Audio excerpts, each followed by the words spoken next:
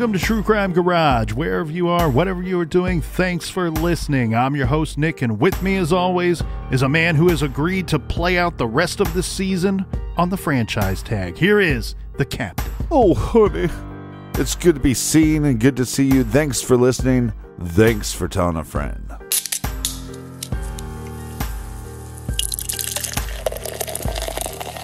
Today, we are still sipping on Pulp Friction from the Motorworks Brewing. If you like citrus, grapefruit, and a beautiful golden and orange brew, you're going to love Pulp Friction, which took the gold medal at the 2017 Best Florida Beer Championship. Garage grade, 3 3/4 bottle caps out of 5. And here's some praise and thank you that goes out to our good friends that helped us with this week's beer run. And those are, first up, a cheers to Melissa in Fort Myers, Florida. And a big shout out to Pamela in Hillsdale, New Jersey. And next we have, hailing from the beautiful parts unknown, we have Teresa Bauer. Everyone we mentioned helped us fill up the fridge for this week's shows, and for that, we thank you. Yep. BWERUN Beer Run. Make sure you go to our website, sign up on our mailing list. If you need more True Crime Garage for your earballs, check out our bonus show called Off the Record. And also, if you want to keep the lights on, go to the store page, get yourself some swag. You'll be looking good in that swag. That's enough of the business. All right, everybody, gather around, grab a chair, grab a beer. Let's talk some true crime.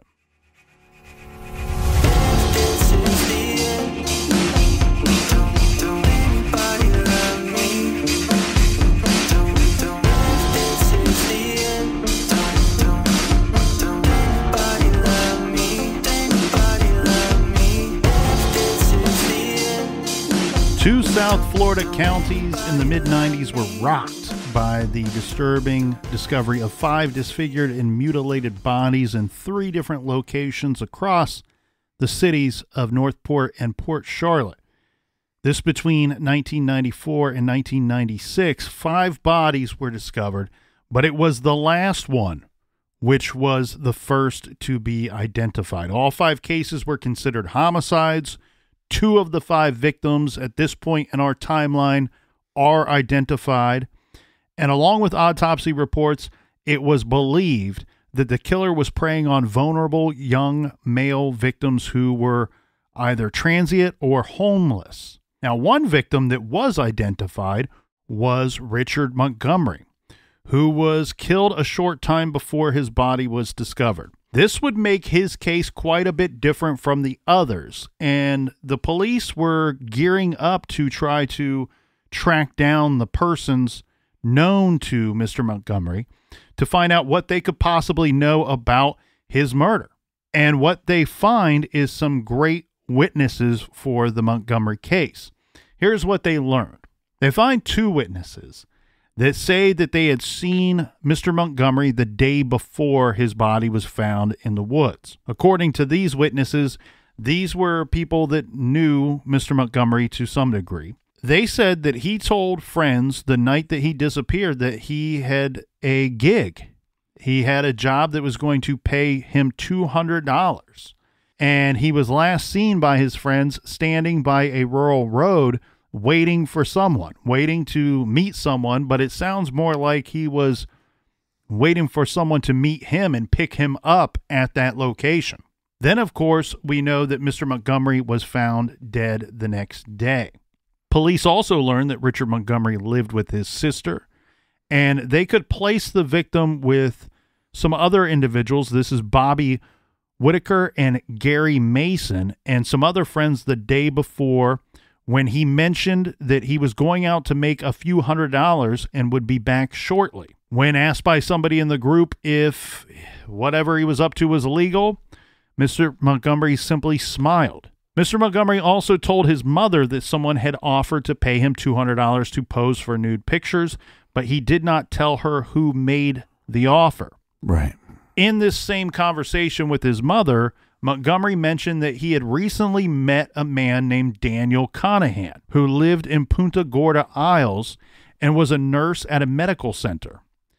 The last time friends saw Montgomery alive was on April 16th between 4 p.m. and 7 p.m. Weeks later, in May of 1996, two witnesses came forward to point out that Dan Conahan is likely to be the last person that they were aware of to be in contact with the now deceased Richard Montgomery. Again, he was the fifth body found. But this is huge because we can identify one of the victims, and we have some people that knew the victim. While still working to piece these alarming details together, an unexpected call came in to law enforcement. This may be from one of the strangest places that they would think to possibly get a break in their case. This call came from an incarcerated individual who told the police he knew who had murdered Richard Montgomery. Well, and if this guy is credible, this could be a huge break for law enforcement. The person who calls in is a one David A. Payton.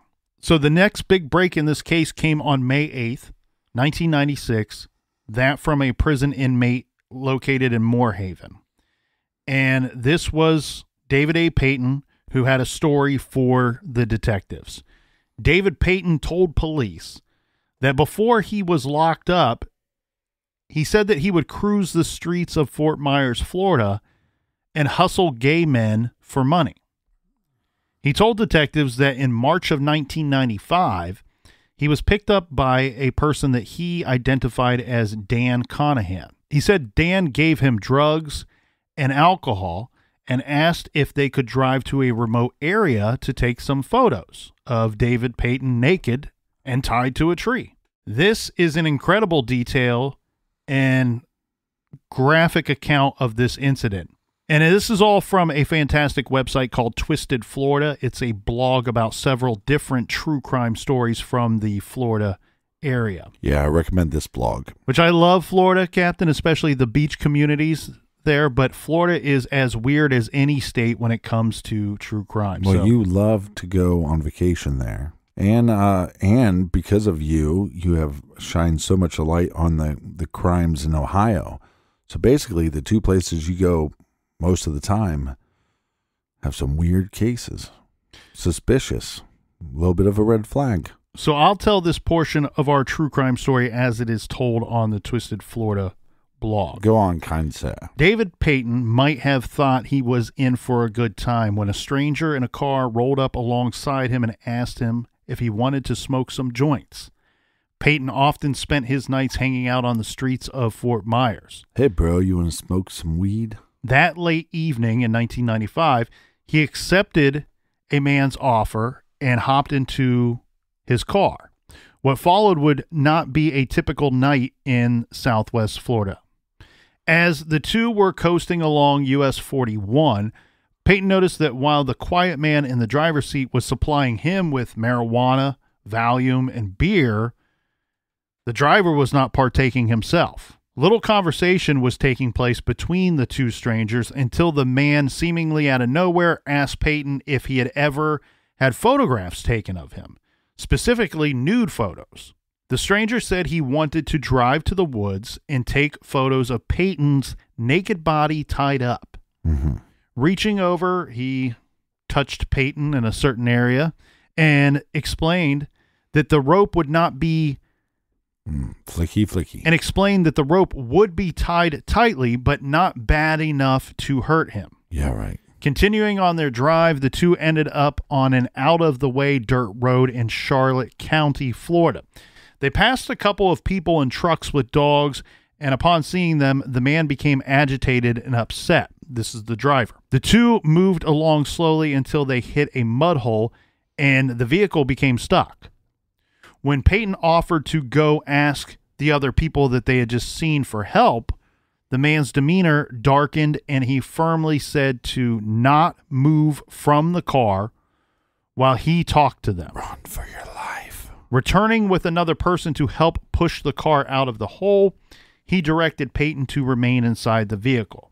Alarmed, Payton turned around and looking at his surroundings, he noticed a few disturbing items in the back seat of the vehicle. Items with a potentially chilling purpose. These items that he says he saw there, Captain, were a camera, a bag, a tarp, some rope, and a hunting knife. Well, the camera, maybe that doesn't throw up any red flags, but I don't like people having big trash bags in their car. So run for your life. Or, oh, you got some ropes, maybe run for your life. Or once you see a tarp, run for your life. Get out of there. This is not a good place to be. I don't find myself in that vehicle at all. So it's hard for me to think past that part of our one, story. I'm not getting in the vehicle in the first place. 2, once you touch my purple-headed yogurt slinger, I'm gone. But also when you say, hey, I'd like to take some nude photos of you tied up to a tree. Well, first of all, nobody wants to see the captain nude. But second of all, you do not want to see me tied up naked on a tree. But this guy driving this car, he does. Well, yeah. He sent me a couple. I've not asked him specifically this question, but I'm here to tell you I would wager $100 bill. Well, he does. Well, on our 600th episode, you just said the funniest thing that you've ever said. So I guess the next 600 shows, it's all uphill from here, ladies and gentlemen. But yeah, I'm not getting into that car. There's too many red flags. And if I get in that car, there's so many red flags that I am jumping out of the window for my life. This is what's going to push him over the edge. I don't know how scared or frightened he was or how off-put he was by any of the actions leading up to this. I can simply regurgitating the story that's on Twisted Florida as they saw it. So he says, Payton says that, seeing these items, he was already kind of getting frightened, and he said, driven by fear, I had to make a split-second decision. And I'll tell you what, this Payton guy, now while I would not have gotten in the car, this guy makes a great effort here. This is a very smart move on Payton's behalf. So what he does is, as soon as this man, Dan Conahan, and this other person get the vehicle, remember the car is stuck in this mud hole. Right. As soon as these guys push it out, Payton, he does as instructed by this person that's been driving him around. Remember, Dan Conahan says, don't get out of the car. You are to remain in the vehicle. Well, David Payton remains in the vehicle. He just hops in the driver's seat and flees the area, takes the vehicle with him. So smart move. He's driving off in this blue Mercury Capri, and he's heading south on US 41 in the man's vehicle, the guy that had picked him up. But because of the drugs and the beer in his system, he was already having a hard time staying awake at the wheel as he's trying to flee this area. Well, and again, so it could be a situation where they start moving the car, and he starts going, man, whatever this guy gave me is doing something to me. It's trying to pass me out, right? Well, I don't know if he's trying to pass him out. I think he's just plying him with drugs and alcohol so that this guy becomes an easier victim, even more vulnerable. And I mean, you're talking that combination as described by Payton, right, is Valium, marijuana, and beer. Well, party. You want to stay awake and drive a vehicle, you better get some toothpicks and keep your eyes pried open, your eyelids pried open there. But he says that he drove off. The drugs are in his system. They're taking effect. He was having a hard time staying awake. Of course, this whole thing, there's no real violence here. What happens is you would think that maybe, or as the good people at Twisted Florida wrote, that Payton would contact the authorities after such a strange and frightening experience. But the flip side of that coin is, ironically, it was not Payton who contacted the police, but rather Dan Conahan, who was the owner of the rope and the knife and the tarp.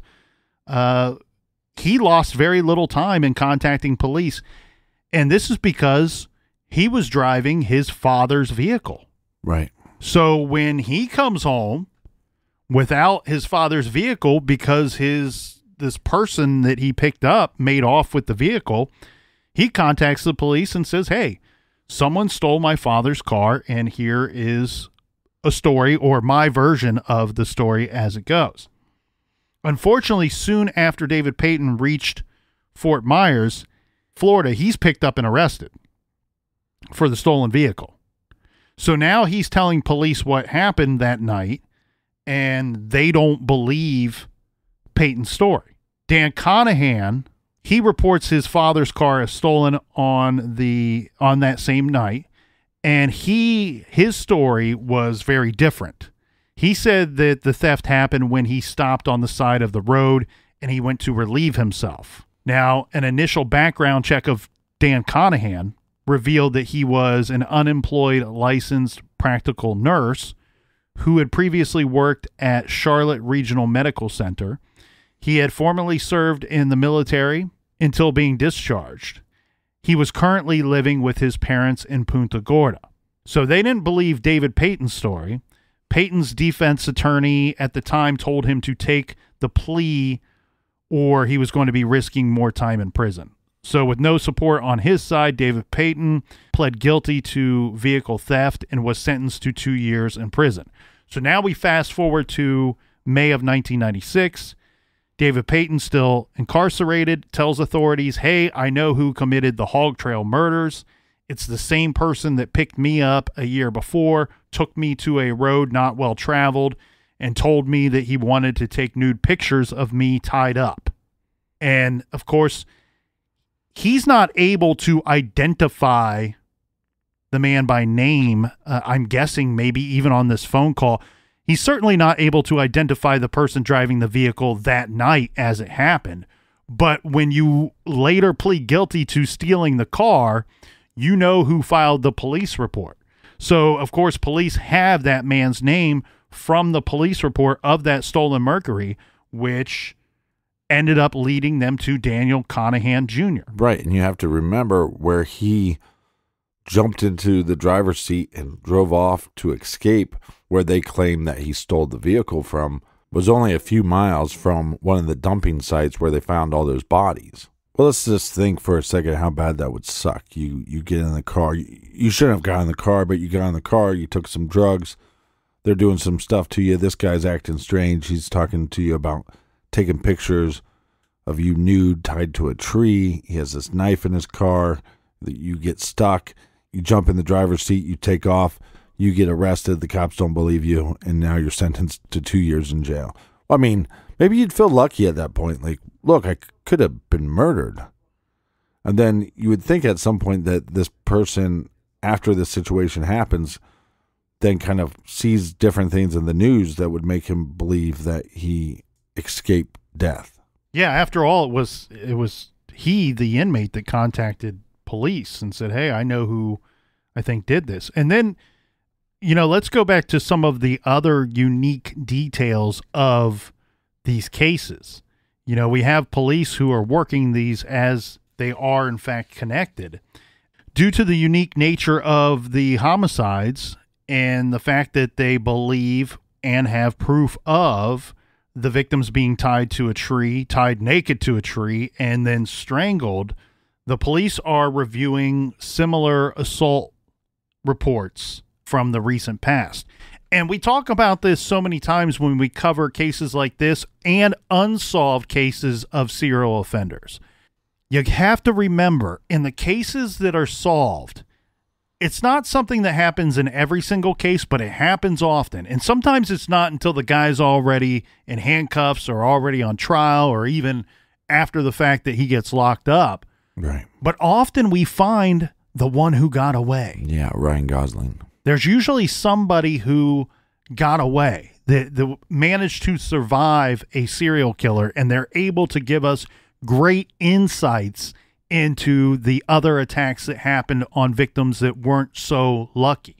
So one such report, if in fact police were looking for one that got away or similar types of crimes, they come across this report that is from August 15th, 1994. So it falls into our general timeline, right?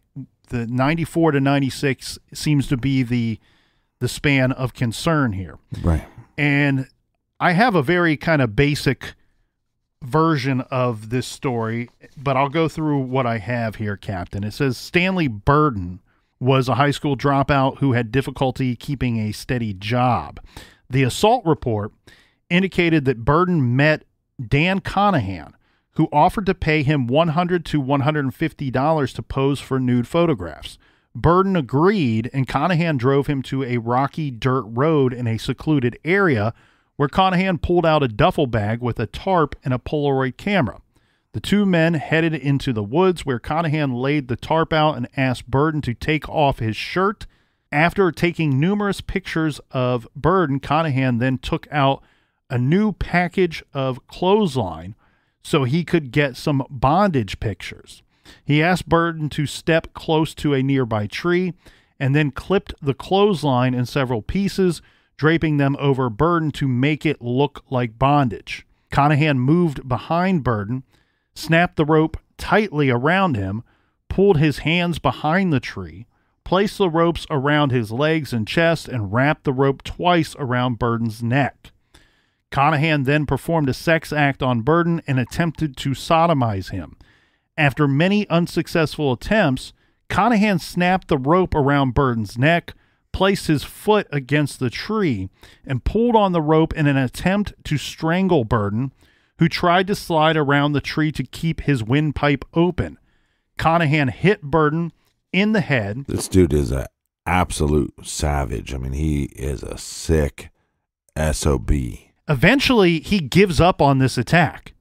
Conahan seems to get frustrated as the two are struggling back and forth in the woods, and he gives up on this attack, and he leaves the area. But he left this man tied up to the tree. Right. Now, who knows how long he would have been there? The way that Burden describes it, it sounds to me like he leaves, Conahan, that is, leaves mid-struggle. Who knows? I wasn't there, and again, this is a brief description. Maybe Conahan thought he had successfully choked the guy to death. Sure you want. Using the rope. But regardless, what we know ends up happening is this Burden guy gets extremely lucky that Conahan left something at the scene. It was like a set of pliers or something that somehow in a struggle he was able to reach these pliers. I don't know if he used his foot to grab them off of the ground, but he's able to use these pliers to help pry himself loose from the rope and from the tree, and he managed to escape with his life in that way. Now, it's uncertain to me. What is unclear through all of this is they have this assault report that was filed by this individual, by Stanley Burden, but I'm curious if that, because we're reading it after the fact, that they've retroactively applied Dan Conahan's name to this report, because it seems like Conahan should have been arrested and charged with something, knowing that he filed this police report, but it doesn't seem like that ever happened. So it's very likely that this victim, Stanley Burden, didn't know the man who picked him up and who tried to kill him there in the woods. Yeah, so even though he didn't know him, so he couldn't say, hey, well, it was John, it was my buddy John, they were able to have him identify. He was able to identify Dan Conahan through a police lineup.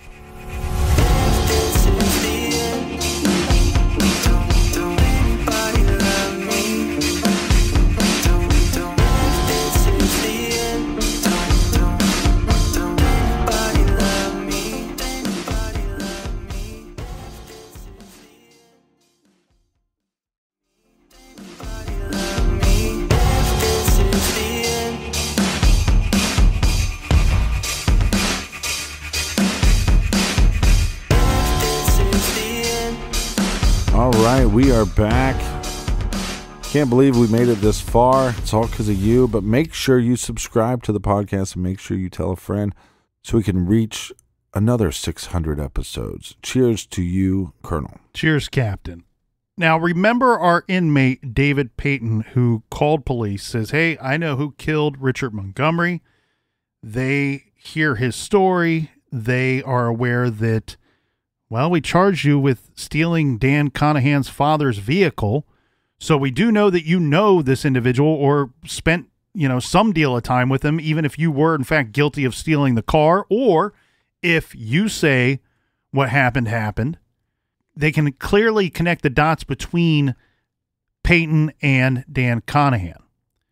Now, what happens here is they're like, you know what? We better double check everything before we really start investigating this guy.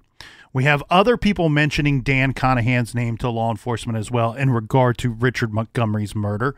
They hook Payton up to a lie detector test. He passes the test. And so with that, they decide, hey, that's enough for investigators to put a tail on Dan Conahan. They want to start their investigation, but they're going to surveil Dan Conahan for some time before they take the investigation any further. Well, it's smart on law enforcement's part to, hey, we don't know if we should believe him. Let's give him a polygraph. And at least they give us some kind of barometer of if we can trust him or not. Yeah, and they're going to use that information to start to tail Dan Conahan. And they start by going to the condo where he shared a living space with his father in Punta Gorda. And the detectives, they discover very quickly that he has some erratic driving behaviors. He's always out driving. He often pulled U-turns. He stopped on side streets and parking lots. They wondered if he was aware that they were trailing him or if he just did these types of maneuvers because he was worried that somebody may be tailing him. You see what I mean? Like, not necessarily any awareness that somebody is in fact doing it, right? But as a just in case. So they decide very quickly that they're going to put a tracking device on this vehicle. In fact, soon after they received David Payton's information, police began monitoring Dan Conahan, and a mobile tracking device was placed on that vehicle. They say every time he left his house, we had 6 cars bracketing him. Yeah, one of the best tips I've ever heard from law enforcement is if you think somebody's following you, do 4 left turns or 4 right turns. They had Dan Conahan's home under 24-hour surveillance with both human eyeballs on the team as well as video cameras surveilling this condo where he lived at with his parents at all times.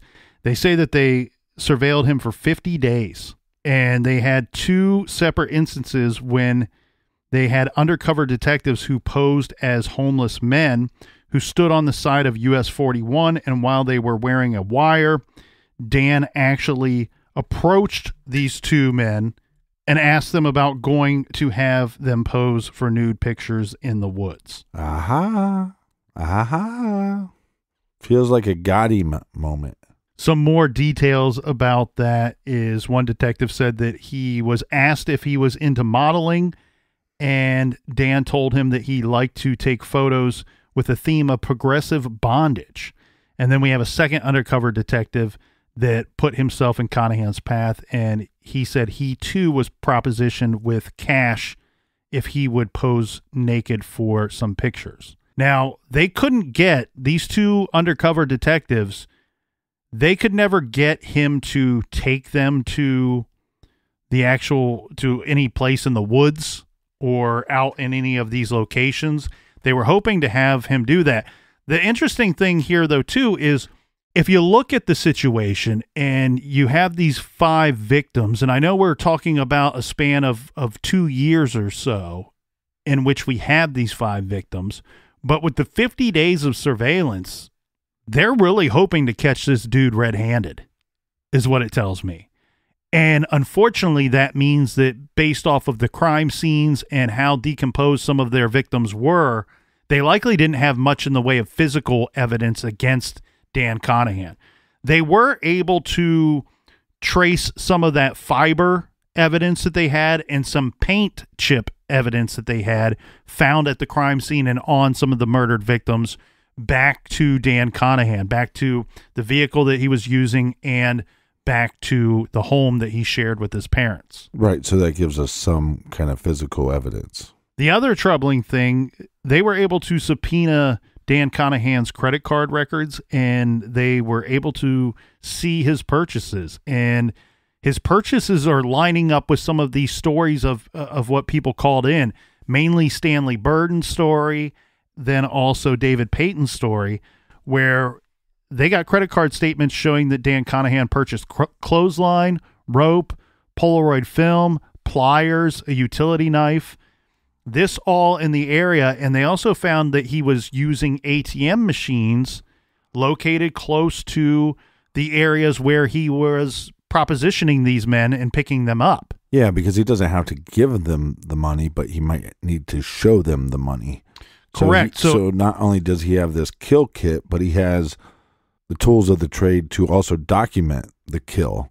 And then also, like you said, the ATM to have the money on hand so he could show these individuals, hey, I got the $200. So armed with all of these statements of the witnesses that led up to the Richard Montgomery murder, and then the 2 statements of the individuals that survived Dan Conahan, and that physical evidence and these credit card statements and ATM statements, this is enough for them to make an arrest. They arrest him, and they are going to charge him with the assault on Stanley Burden and also the murder of Richard Montgomery.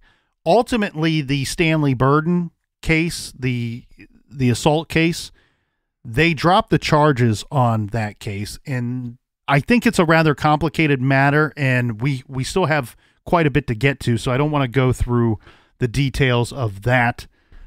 People are certainly welcome to find those on their own. Now, while they are awaiting trial for Dan Conahan, another skeleton was found in Charlotte County.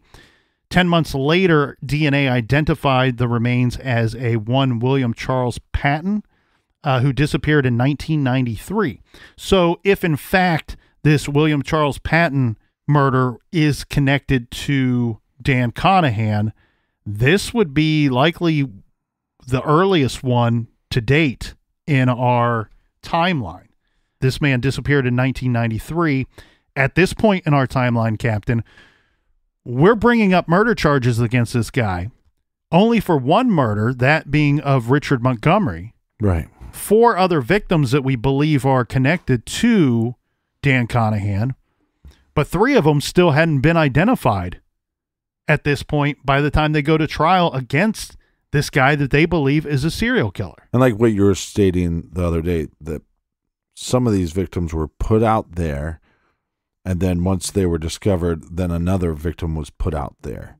So we didn't believe that the victims were just all out there at the same time and law enforcement didn't find them.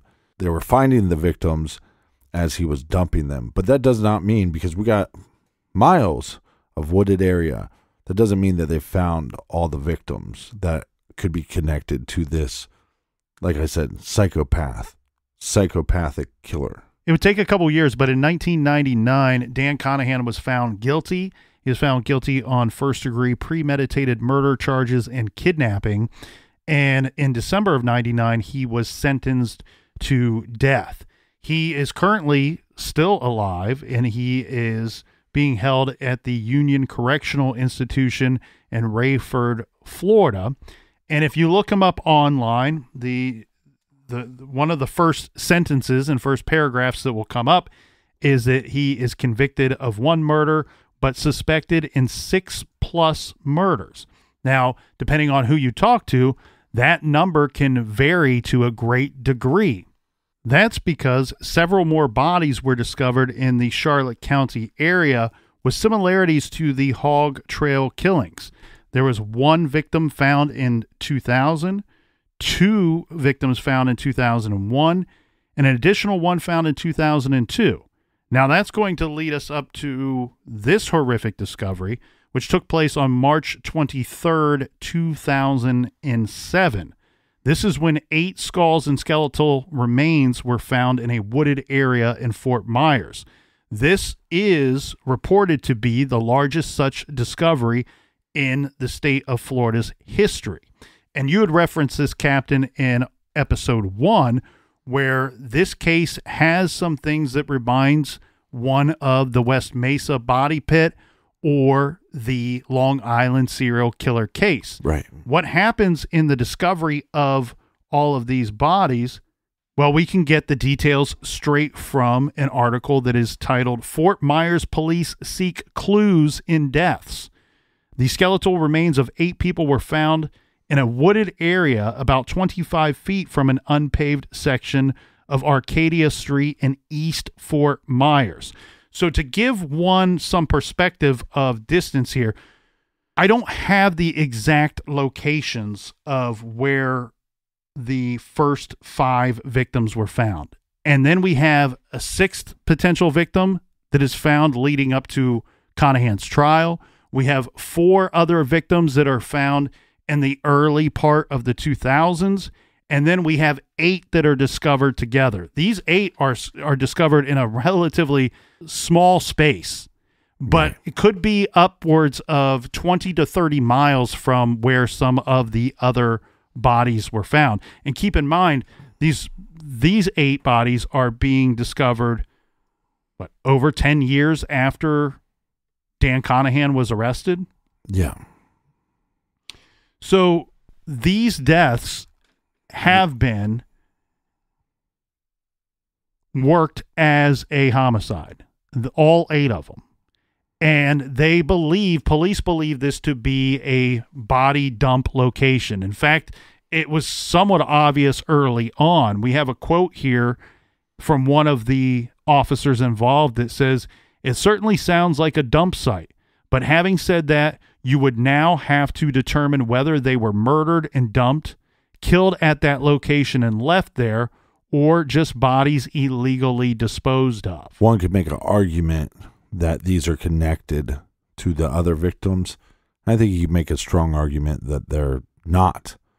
And this is probably the working of an entirely different serial killer just in the same area. Well, and that's where we kind of find ourselves left here in this case, because there are many people that argue that these 8 skeletons that were found together, these victims would go on to be known as the Fort Myers 8, that they are all just other victims of Dan Conahan, right? He's the easiest one to go, well, he was active in this area, and active believed to be about the same time that maybe some of these victims went missing.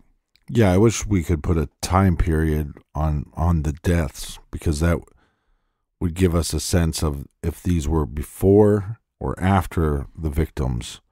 Well, that's interesting here, Captain, because what we have here is some kind of it's really sad information, because in the first set of bodies that are found that we covered extensively, there are still some of those victims that are unidentified. Of this Fort Myers 8, I've seen reports that 3 of them have been identified. I've seen reports that only 2 of them have been identified. The more concrete information that I have in front of me is that 2 were later identified as men who disappeared in 1995, which would certainly fall into the Dan Conahan timeline that we were working with his other suspected victims, which we should say other suspected victims, because Dan Conahan, of course, was spoken to very quickly after the discovery of these bodies. It wasn't lost on police that, hey, we have a known serial killer that's locked up that may be responsible for these additional murders. And yeah, and he has a life sentence, so is it a possibility that he's going to come forward and confess? It's possible. The problem with Dan Conahan is he's only been convicted of 1 murder. He's suspected of many more, obviously. He's never admitted to even the one that he's been convicted for. Right. He's admitted to killing 0 people. And with the amount of decomposition and evidence lost due to time and weather and other items as well, it doesn't appear that the police have any evidence to connect Dan Conahan to the Fort Myers 8. My problem with the Fort Myers 8 is that they're buried in shallow graves. They say less than 2 feet deep? Less than 2 inches. Oh, sorry, of dirt. Yeah, less than 2 inches of dirt. So this doesn't go with the signatures of his other crimes. The problem with the signatures of his other crimes, though, is those signatures are not, there's no way of knowing. So the burying of the body necessarily isn't, you can look at it as a potential signature or as a potential MO, which are 2 very different things, but it could fall into either one of those categories based off of the psychology of the killer. But because we don't know the killer and can't say for certain, it's hard to really hone in on that psychology. So the problem with looking at signatures and comparing them from Richard Montgomery to the Fort Myers 8 is these are skeletal remains. His signatures, Dan Conahan's signatures, as they were on victim Richard Montgomery, are all based off of there still being skin. Very true. On our victim. Yeah. Where we can see the ligature marks, where we can see that there was a portion of the body amputated or removed, cut off. Right. None of that is available for us to view or even speculate on in regard to the Fort Myers 8 because they're all skeletal remains. The problem is I don't think we can look at this situation and say, nope, can't be Dan Conahan because the signatures don't match up. The issue being, when we talk about burying somebody in 2 inches of dirt, one, we don't know how long they've been there. Police have outwardly said that this could simply be due to flooding in the area or changes in the area over time, that maybe necessarily they were just left on the ground and these changes occurred due to the passing of time. Right. The other thing that they point out, the officers that do believe that the Fort Myers 8 were in fact buried in these shallow graves, if we were to call it that, that's how it's referred to in some of the news articles and reporting on this case. But I think that paints a whole entirely different picture than what police say that they saw at the scene. At the scene of the Fort Myers 8, they're saying that they wouldn't even go as far to calling it burying somebody, more as somebody just took the time to throw some dirt, leaves, and sticks over top of the bodies before leaving the area. Yeah, but it's also different in the sense of the other victims are not found in a cluster like these victims are, or as close of a cluster as these victims are. Yeah, with John Doe 1, 4, and 5, and obviously 4 and 5 were later identified, I would call that a body cluster. I believe it was Gary Ridgway, the Green River Killer, who referred to some of his kills and where he left remains as body clusters. This, to me, with the Fort Myers 8, that's 8 people all together in one location. Who's to say that he wasn't spreading out at some point? The other thing too is you could look at it as if he did all of these, well, maybe he was evolving or devolving, whichever way you want to look at it. Maybe his crimes evolved to something else or devolved that he was getting lazier with how he was choosing to conceal the bodies. Right. Then on the flip side of that, though, you still have the possibility, because we don't know who these victims are, because we don't know who is in fact responsible, you could have had 2 killers working at approximately the same time with similar victimology. You could have a copycat situation. Now, it's been reported that with the Fort Myers 8, again, many of them still to this day not identified, but they put the possible span of murders from as early as 1987 and 1 or 2 maybe as late as 2001, which is super scary because we know that Dan Conahan was locked up in 1996. So if this, again, this is all speculation. They're not basing any of this off of scientific fact. But let's say this speculation is correct and 1 or 2 of these murders happened that late. Well, Dan Conahan was already locked up and incarcerated at that time. So he couldn't have been responsible for those later murders, and therefore it would make it even much more difficult to believe him to be responsible for any of the Fort Myers 8. Where we stand is we have the psychopath in jail for life, convicted of 1 murder. Now, if you put all the victims that they found together that they don't have somebody in jail responsible for, that's 18 victims. And we've both said, I think you could make a strong argument that all of them are connected. And whether you want to put the 8 of the Fort Myers 8 in there, there's a strong argument, I think, either way. Right. And with one situation, I mean, you look at John Doe number 5, who's identified as Richard Montgomery, and John Doe number 4, who is identified as Kenneth Smith. Well, those 2 victims are found 50 yards apart from one another. One was killed the day before he was found, and one was killed just weeks before he was found. And that's very difficult to say, well, whoever did the killing of Richard Montgomery didn't kill Kenneth Smith. You would have to go out of your way to be able to prove that. Right. I think what to me that shows is the difference in the degree of what they were able to work with in their investigation. With Richard Montgomery, he was killed so shortly before he was found, they were able to piece together a series of events that made a courtroom only deliberate for less than 30 minutes before sentencing this guy to death. Where the case that happened just weeks before Richard Montgomery's death and murder, that of Kenneth Smith, there's so much evidence already lost to time just weeks prior that one loses very little confidence in all these other murders that likely happened months or maybe even a year or two before that of Richard Montgomery. Now, one piece of good information, or good news anyway, occurred last year when authorities tell us in July of 2021 that using genetic genealogy, they have, in fact, positively identified one more of the unidentified victims here. This is more than 27 years after his mutilated and decomposed body was found in a wooded area of South Florida.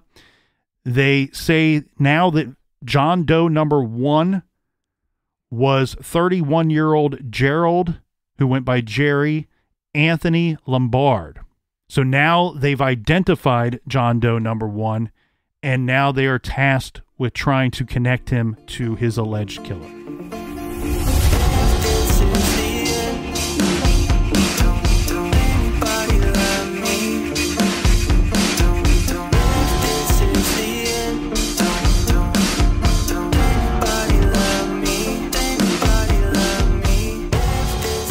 You could be anywhere, but you choose to be right here, and we thank you.